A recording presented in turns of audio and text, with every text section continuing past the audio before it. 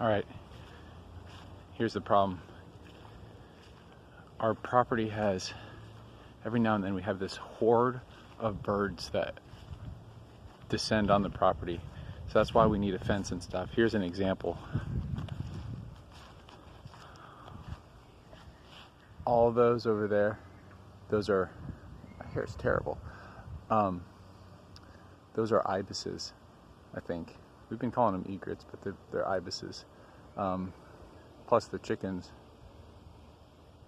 right there, ibises over there. And that's my neighbor's yard, but my yard's right here. So I don't know what to do. And there's like 40 of them.